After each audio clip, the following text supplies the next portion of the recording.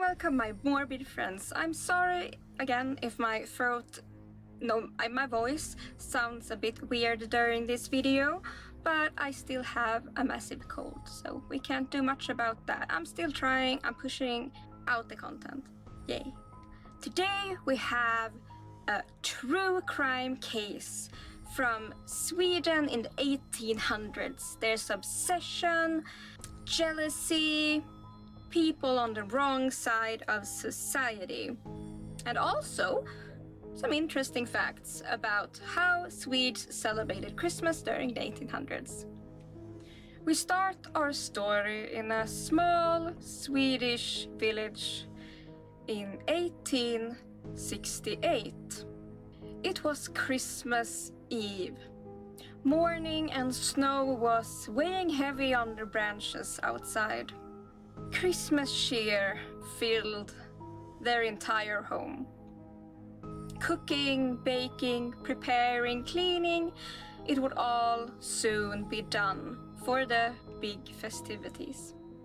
A moment of harmonious calm spread through the household of Father Paul, Mother Boel, their daughter Hannah, 21, their son Christian, 16, and a little baby infant. That morning they had no idea of the tragedy that would fall upon them in just a few hours, and that one of them would not make it out alive. To make sense of what soon would happen, we need to go back around 40 years. In 1828, a man called Per Paulsson was born. He had a very rough start to life. His mother, Kristina, had him out of wedlock, and his father, by all accounts, disappeared. So, in his childhood, he was bullied for being, what they called a bastard. And they were pretty much shunned out of polite society, even though, of course, they weren't rich in any sense of the way. They were very, very poor. Until one day that Kristina found a new man. He promised to take care of her and Per, and they quickly married. This elevated Kristina's status once more. Kristina and her new husband got a child of their own. We don't know why, but Per seemed to be a problem child.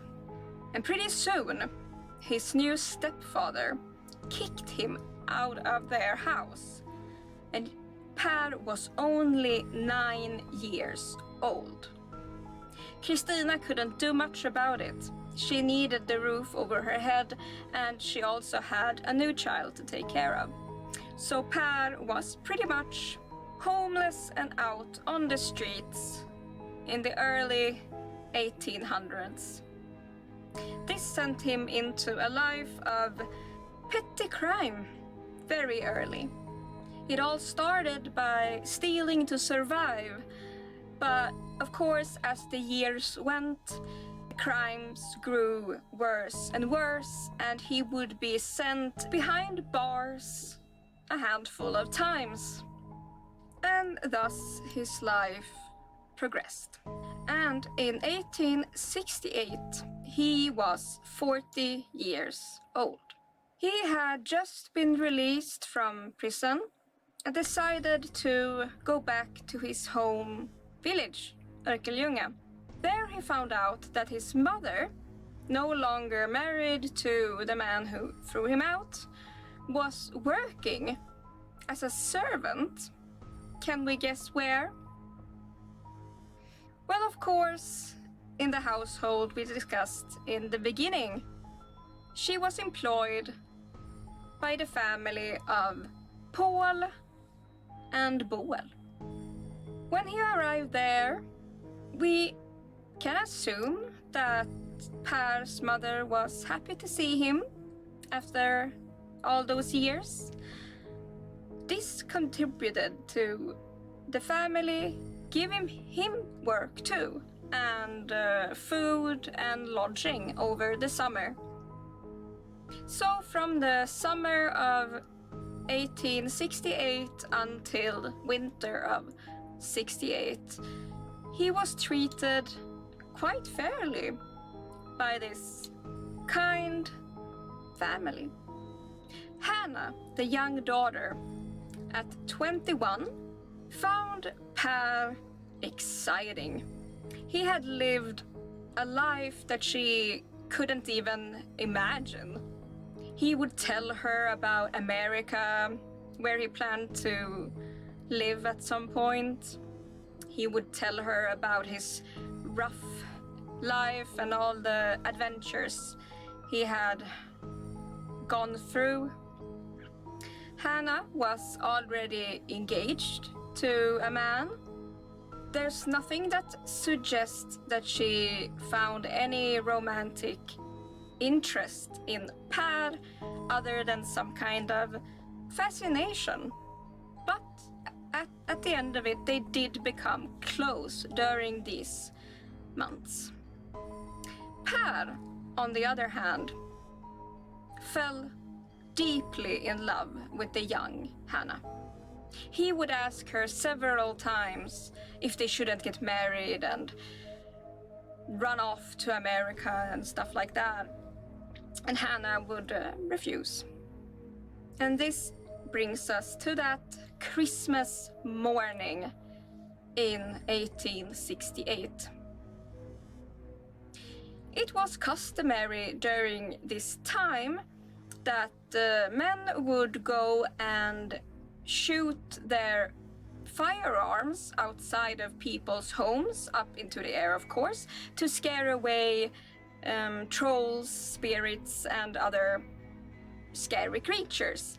And they would be thanked by getting some food from the household or some drink.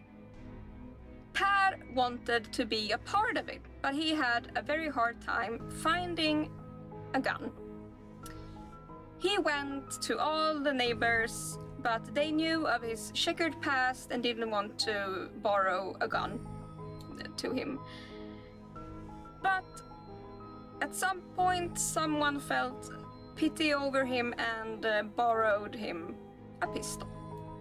By all accounts, Per was very drunk from early morning. After getting his pistol, he went into the house of the family who had treated him so well and sat down with Hannah's father, Paul, to ask him for Hannah's hand in marriage.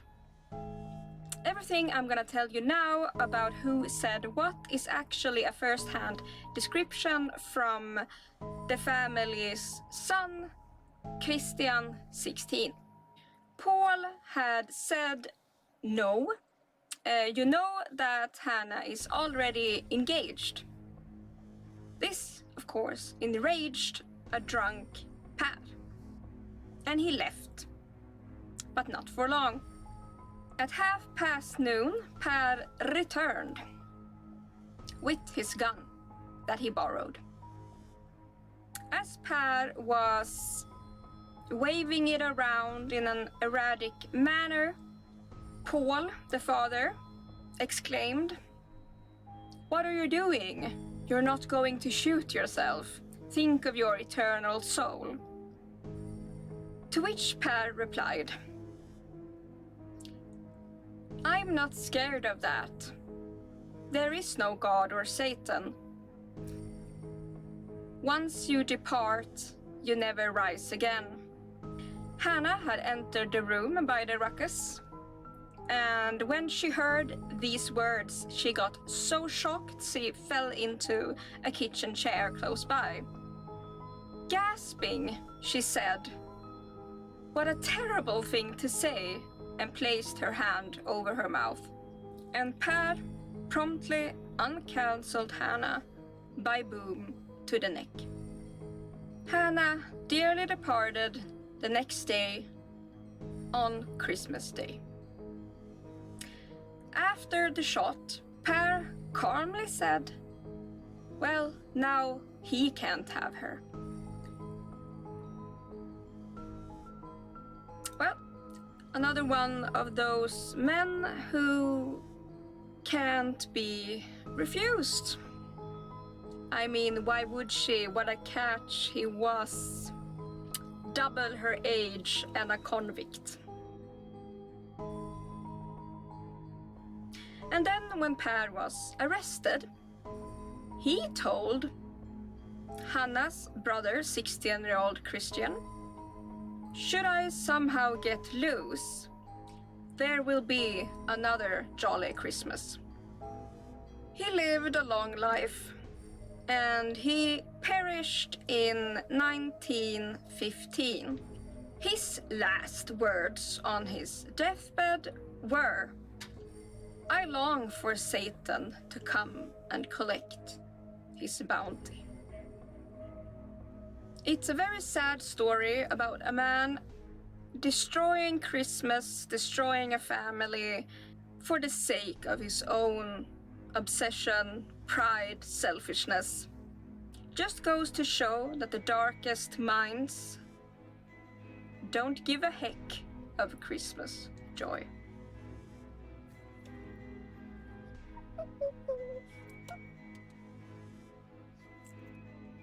So yeah, I hope you found this story interesting, informative, as terrible as it was.